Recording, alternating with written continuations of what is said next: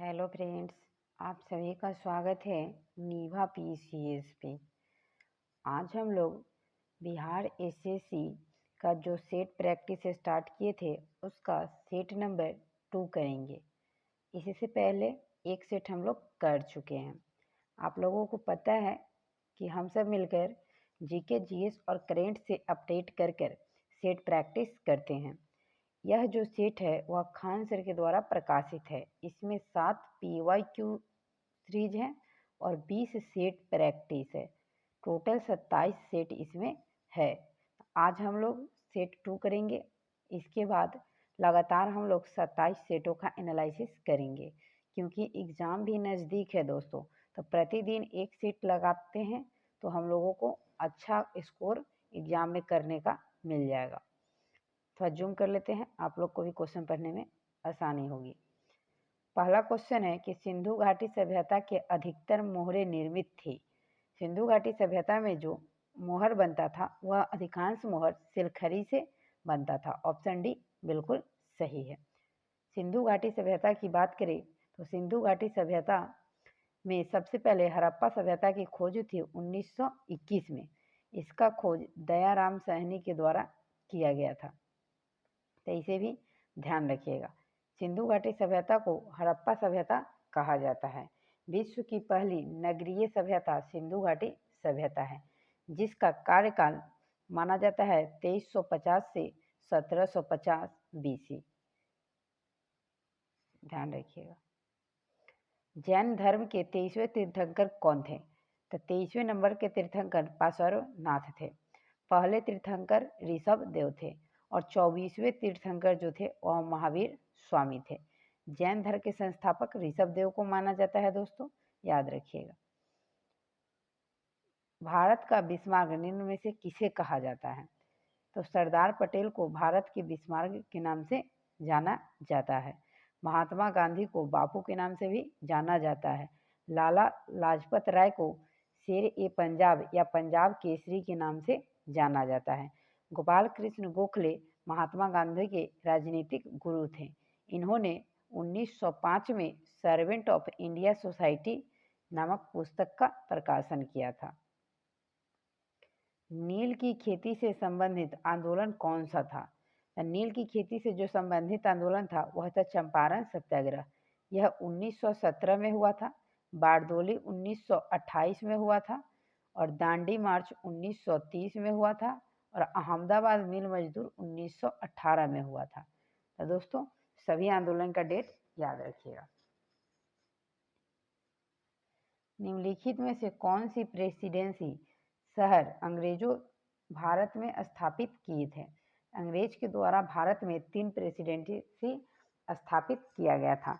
उन तीनों में था, एक था बम्बई, दूसरा था बंगाल और तीसरा था मद्रास। मद्रास प्रेसिडेंसी में ही सबसे पहले नगर निगम स्थापित किया गया था। स्वतंत्रता संग्राम 1857 का सिपाही विद्रोह किस शहर में शुरू हुआ था?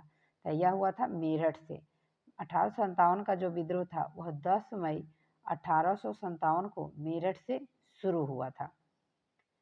1857 की क्रांति में झांसी से नेतृत्व रानी लक्ष्मीबाई किए थे, कानपुर से नाना साहब किए थे, लखनऊ से बेगम हजरत महल किए थे और बिहार से वीर कुंवर सिंह किए थे।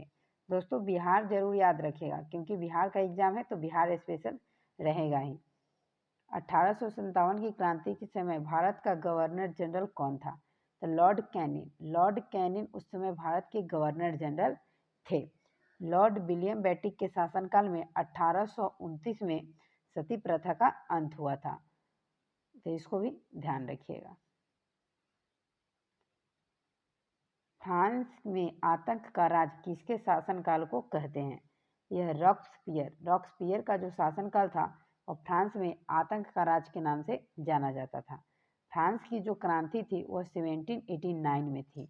उस समय वहाँ का जो शासक था वह लुई 16वां था, याद रखिएगा, ये पूछा गया है। लुई 16वां था। लुई 16वां जो था वह बुर्बो राजवंश से संबंधित था। कल्चरल रिवॉल्यूशन के समय कम्युनिस्ट पार्टी ऑफ चाइना के प्रमुख कौन था? तो यह था माओ जेडोंग। ऑप्शन सी सही है, ऑप्शन सी बिल्कुल सही आंसर होगा। संविधान सभा द्वारा भारत के राष्ट्रीय ध्वज का प्रारूप डैश को अपनाया गया। तो राष्ट्रीय ध्वज का जो प्रारूप था वह 22 जुलाई 1947 को अपनाया गया था। 26 नवंबर 1949 को मेरा संविधान बनकर तैयार किया गया था। इसी दिन हम लोग संविधान को अंगीकृत किए थे। 24 जनवरी 1950 को संविधान को लागू किया गया था। इसको भी ध्यान में रखिएगा। ये जो हमारा राष्ट्रीय ध्वज है, राष्ट्रीय ध्वज में 3 कलर है दोस्तों, सफ़ेद, केसरिया और हरा। इसके बीच में एक चक्र है जिसमें 24 तिलियां होती है। राष्ट्रीय ध्वज का डिजाइन पिगली बकाया के द्वारा तैयार किया गया है और इसकी लंबाई और चौड़ाई का अनुपात 3:2 होता है। धर्मनिरपेक्ष और समाजवादी शब्दों को भारतीय संविधान में संशोधन करके किस प्रस्तावना के अंतर्गत जोड़ा गया? तो यह 42वें संविधान संशोधन के द्वारा प्रस्तावना में समाजवादी शब्द को जोड़ा गया था। 3 शब्द को जोड़ा गया था दोस्तों, समाजवादी, धर्मनिरपेक्ष और अखंडता को। तो इसको भी ध्यान में रखिएगा। 42वें संविधान संशोधन को मिनी संविधान संशोधन भी कहा जाता है। इसी के तहत स्वर्ण सिंह समिति के अनुशंसा पे मूल कर्तव्य को भारतीय संविधान में लागू किया गया था। 44वें संविधान संशोधन के तहत संपत्ति के अधिकार को मूल अधिकार की श्रेणी से हटाकर कानूनी अधिकार की श्रेणी में रखा गया था। स्वतंत्रता, समानता और बंधुत्व के आदर्श किस देश के संविधान से लिए गए हैं?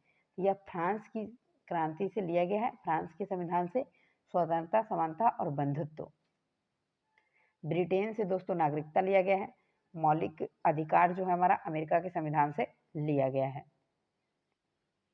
भारत के संविधान की 8वीं अनुसूची में निम्न में से कौन सी भाषा को मान्यता नहीं प्राप्त है? तो यह अंग्रेजी भाषा को मान्यता नहीं प्राप्त है। इसमें टोटल 22 भाषा को मान्यता प्राप्त है। शुरुआत में हमारे संविधान में कुल 14 भाषा को ही मान्यता प्राप्त था। तो इसको भी ध्यान रखिएगा। 21वां संविधान संशोधन के तहत सिंधी भाषा को संविधान में जोड़ा गया। उसके बाद 71वां संविधान संशोधन के तहत 3 भाषा को संविधान में जोड़ा गया, वह था नेपाली, मणिपुरी और कोंकणी। उसके बाद 92 संविधान संशोधन के तहत 4 भाषा को जोड़ा गया, बोडो, डोगरी, मैथिली और संथाली। तो टोटल 22 भाषा अभी अनुसूची जो हमारी 8 में है जिनको मान्यता प्राप्त है।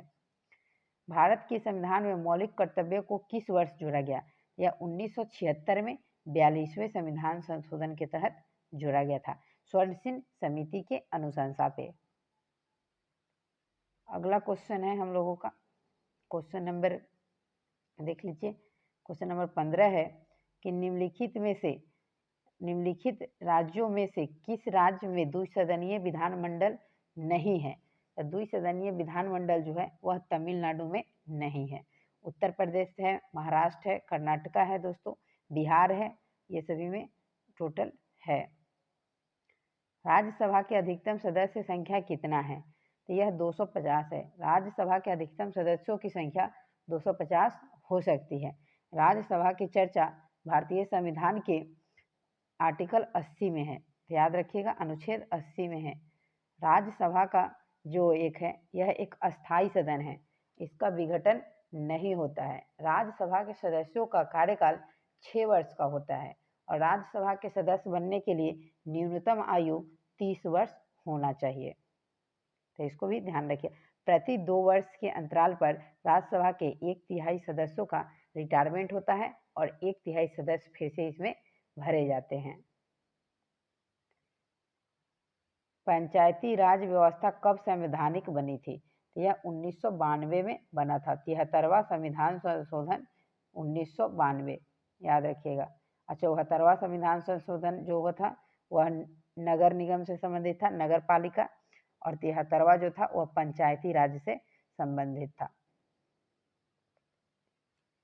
सुरक्षित पेयजल अधिनियम के अनुसार सार्वजनिक जल आपूर्ति प्रणाली बुनियादी भाषा है। कोई भी जल प्रणाली जो मानव खपत के लिए पानी की आपूर्ति करने के लिए करती है? यह 15 सेवा कनेक्शन या 25 आदमियों को वर्ष में 60 दिन से अधिक। तो आपका डी सही आंसर होगा। नेपच्यून के अलावा किस ग्रह को नीला ग्रह कहा जाता है? तो पृथ्वी को नीला ग्रह के नाम से जाना जाता है। पृथ्वी को नीला ग्रह पानी की अधिकता होने के कारण कहा जाता है। मंगल ग्रह को लाल ग्रह कहा जाता है।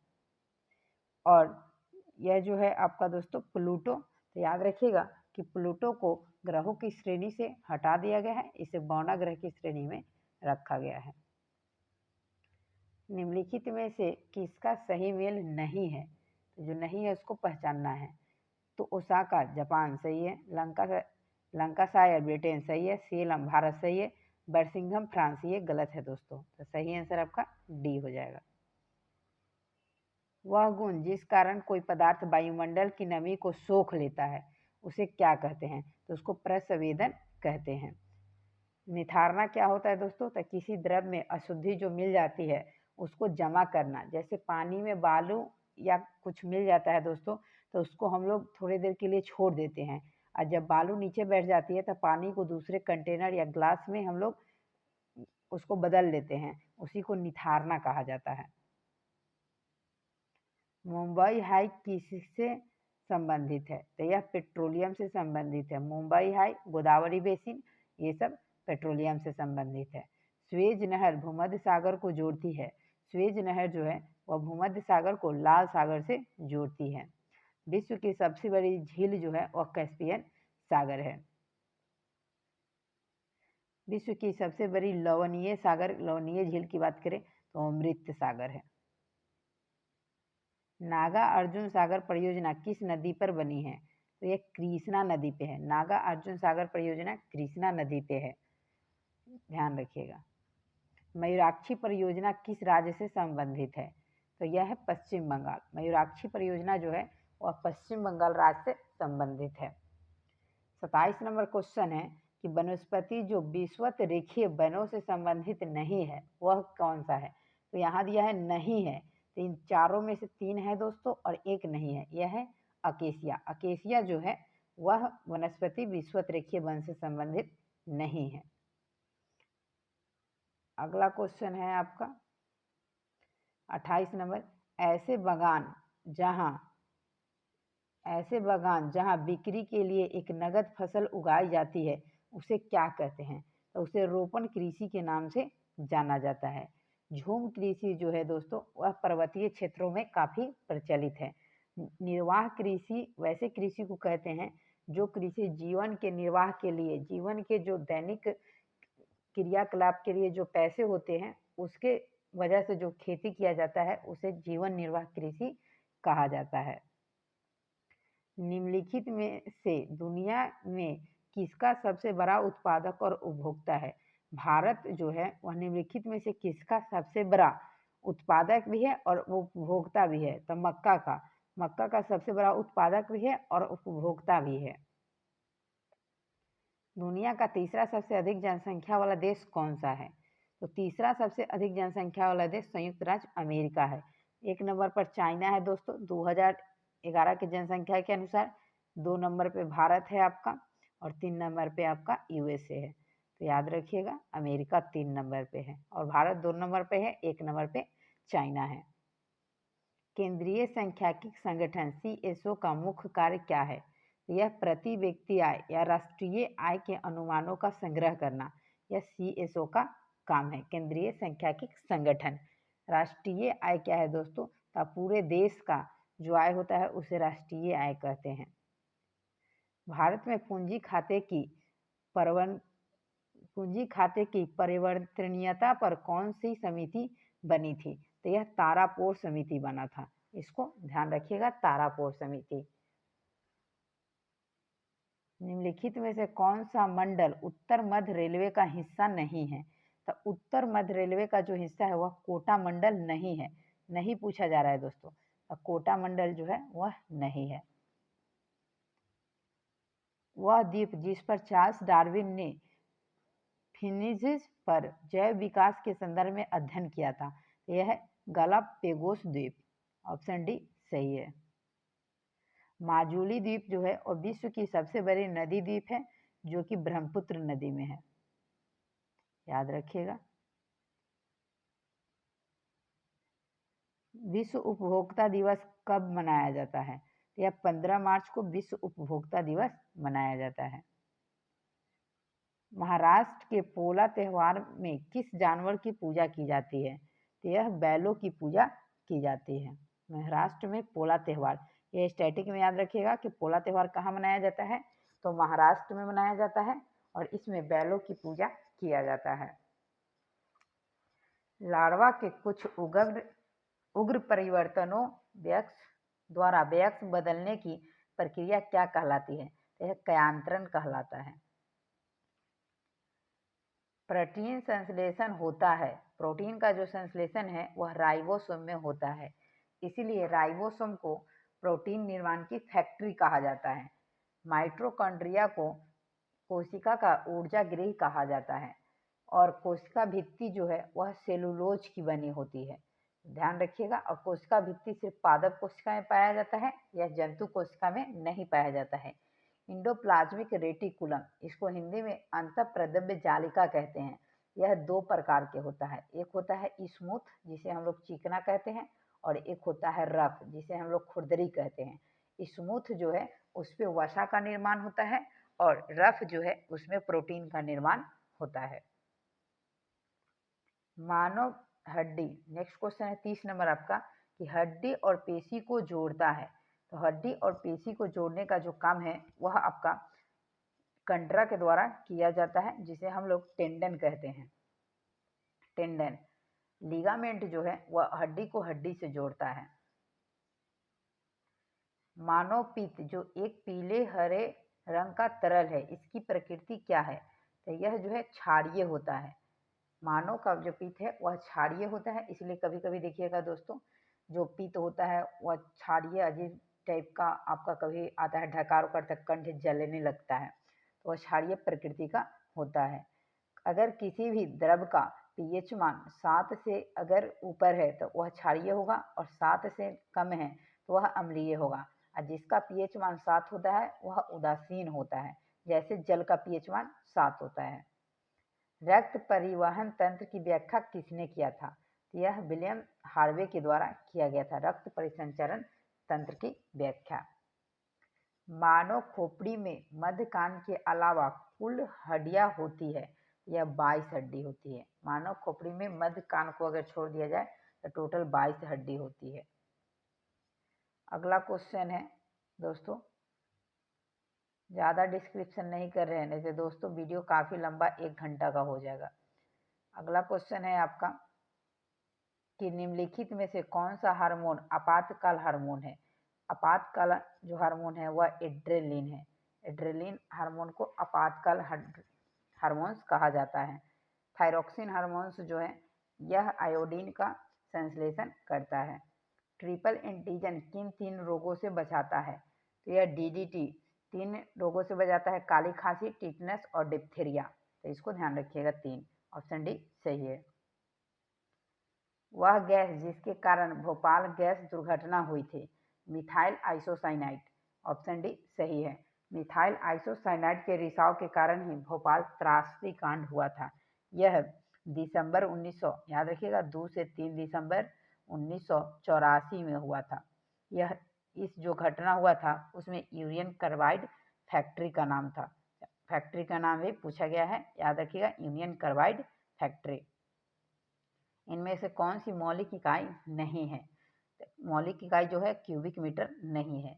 मौलिक इकाइयों की संख्या 7 होती है जिसे हम लोग मूल मात्रक कहते हैं, जिसमें मीटर है, किलोग्राम है, केल्विन है, धारा का एसआई मात्रक एम्पियर है, समय का मात्रक सेकेंड है।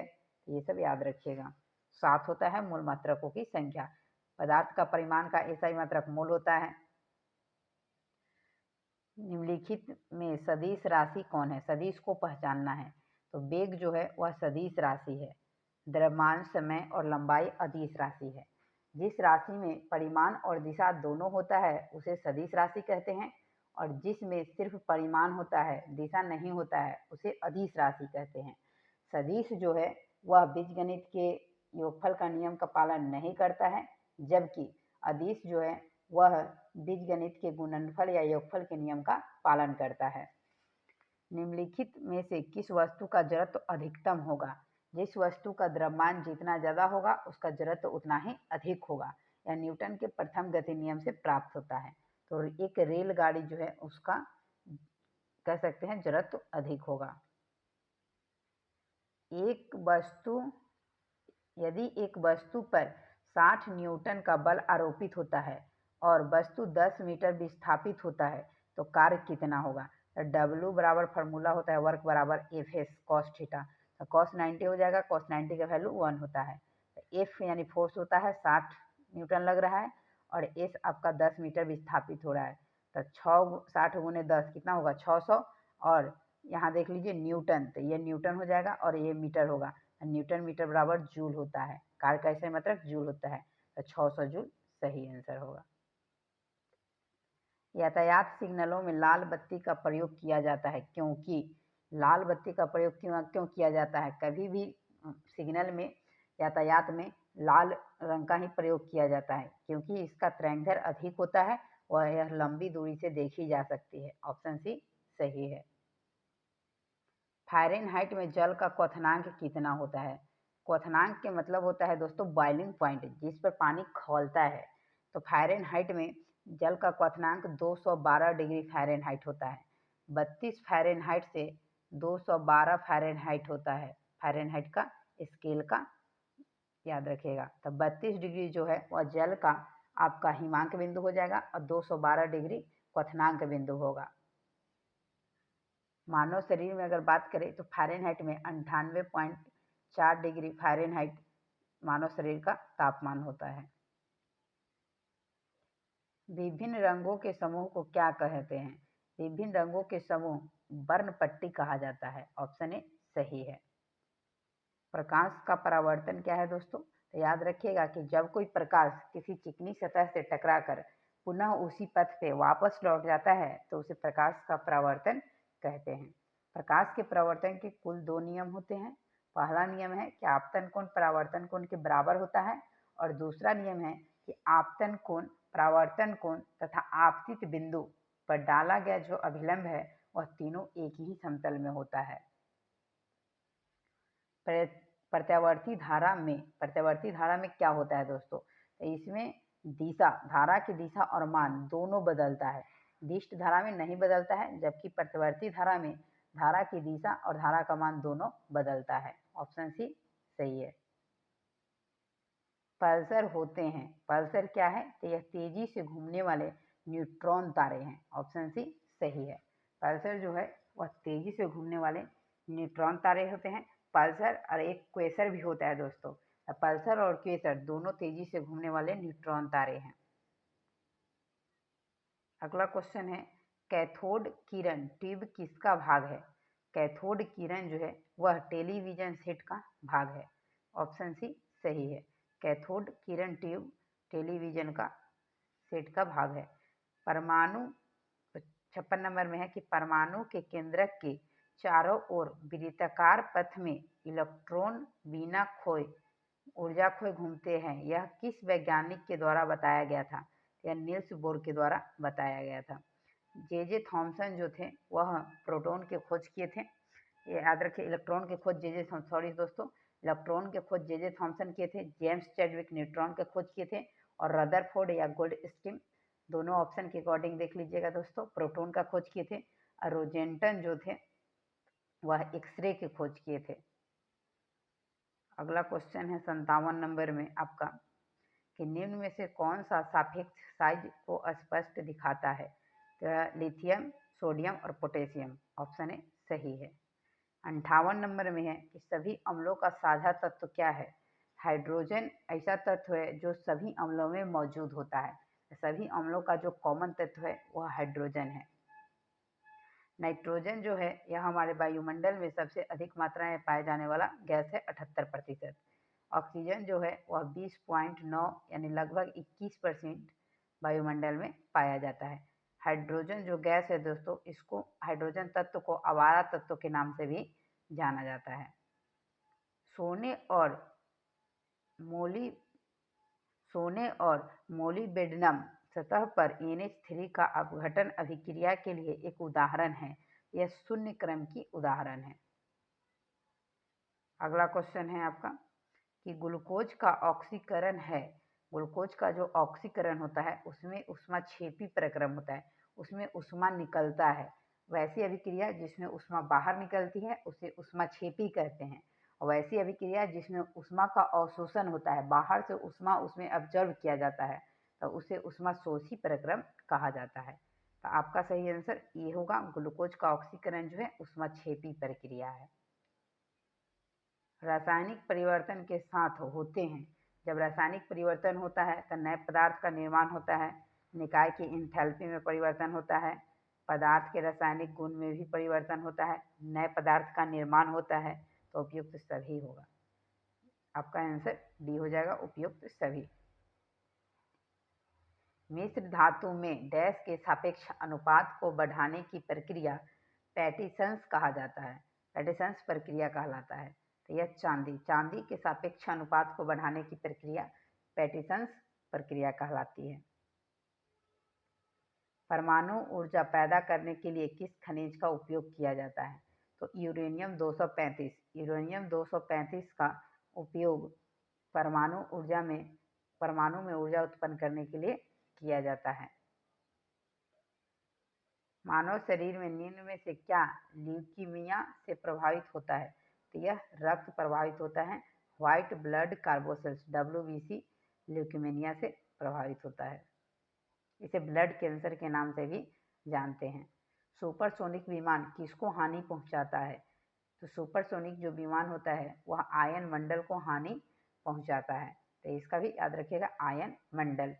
सुपरसोनिक जो होता है वैसी विमान जिसकी गति 5 मैक से अधिक हो उसे सुपरसोनिक विमान कहा जाता है। एक खाद्य श्रृंखला के कुछ ही चरण होते हैं क्योंकि हर चरण में ऊर्जा जो है वह घटती जाती है। ऊर्जा का 10% नियम जो है वह लिंडमान के द्वारा दिया गया था। तो इसको भी एडिशनल फैक्ट के तौर पे याद रखिएगा। बिहार की आर्थिक समृद्धि डैश के विकास पर आधारित है। यह कृषि के विकास पर, क्योंकि बिहार में कृषि योग्य भूमि अधिक है दोस्तों।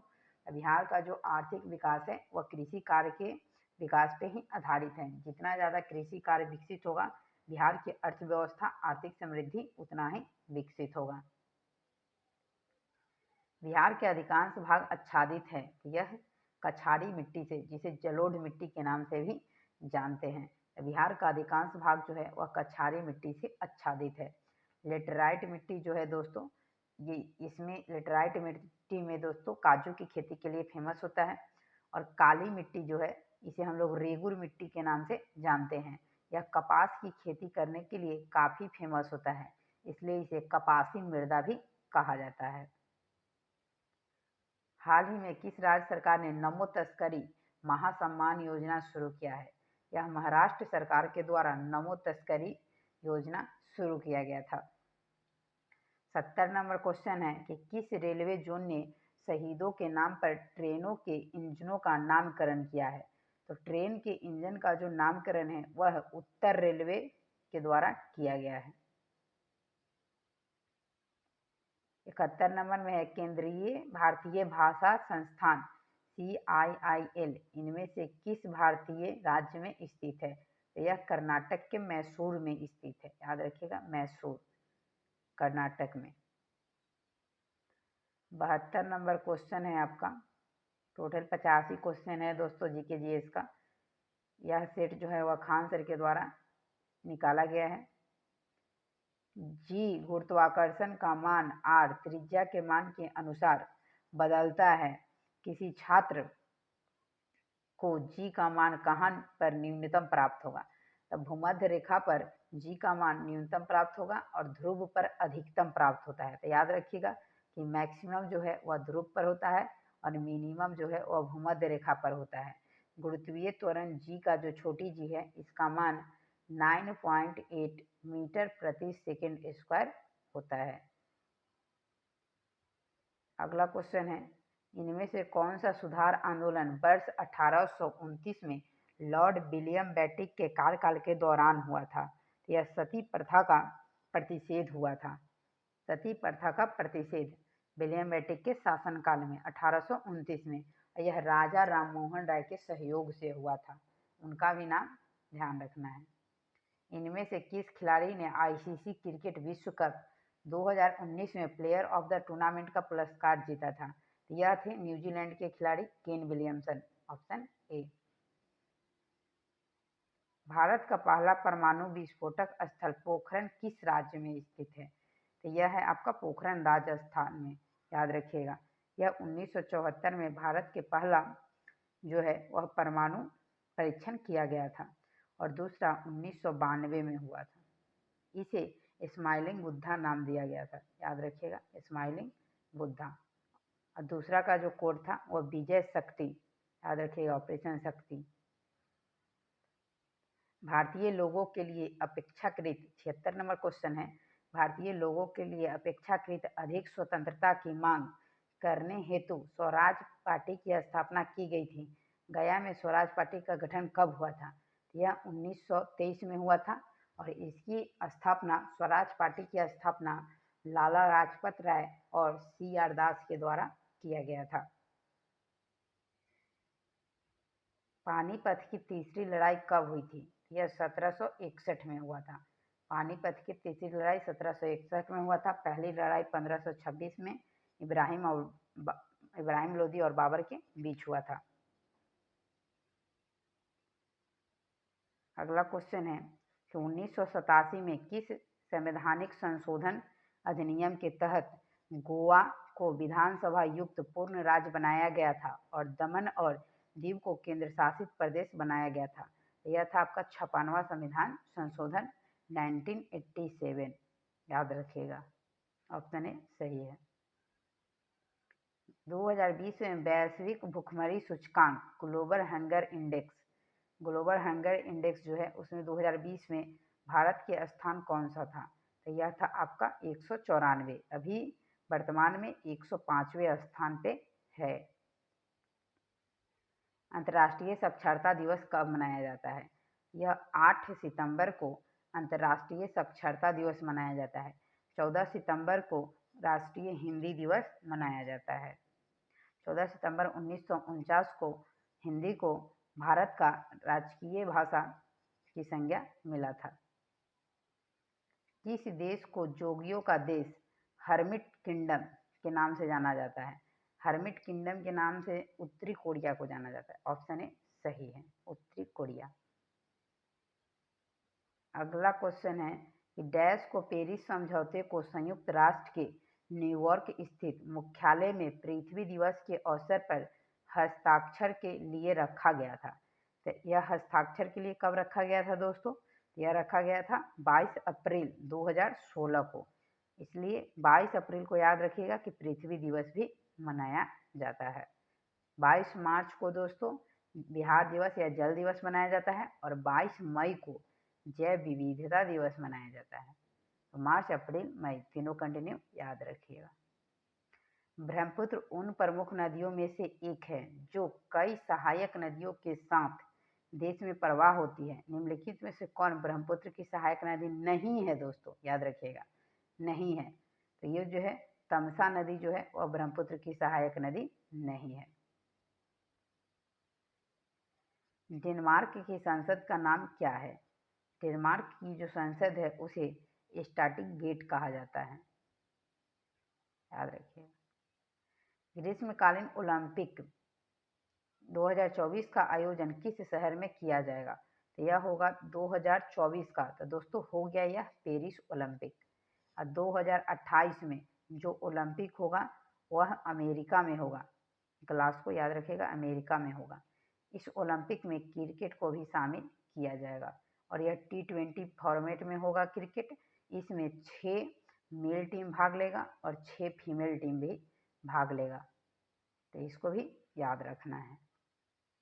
तो दोस्तों आज का सेट हमारा यहीं पे समाप्त होता है। देखिए आगे मैथ रीजनिंग का क्वेश्चन है 86 नंबर से। 150 टोटल क्वेश्चन रहता है, तो हम सभी सेट के क्वेश्चंस को प्रोवाइड कर दे रहे हैं। 150 तक है, ये सब मैथ रीजनिंग का है। आप वीडियो से स्क्रीनशॉट लेकर या फिर वीडियो को पॉज करके रोक के सारे मैथ रीजनिंग का सॉल्व कीजिएगा और कमेंट करके बताइएगा कि आपका इस सेट में कितना मार्क्स आ रहा है। क्योंकि दोस्तों पिछले ईयर के तुलना में इस बार तो कट ऑफ थोड़ा ज़्यादा ही जाएगा, क्योंकि फॉर्म भी ज़्यादा गिरा है और 2013 के बाद पहली बार वैकेंसी आई है, तो फॉर्म कुछ ज़्यादा गिरा ही है दोस्तों। तो ये 150 क्वेश्चन का देख लीजिए, लास्ट क्वेश्चन आपका यही है, 150 सेट है और यह न्यू प्रैक्टिस सेट है, इसलिए आप सभी इस सेट का प्रैक्टिस ज़रूर कीजिएगा। मिलते हैं अगले वीडियो में, तब तक के लिए धन्यवाद।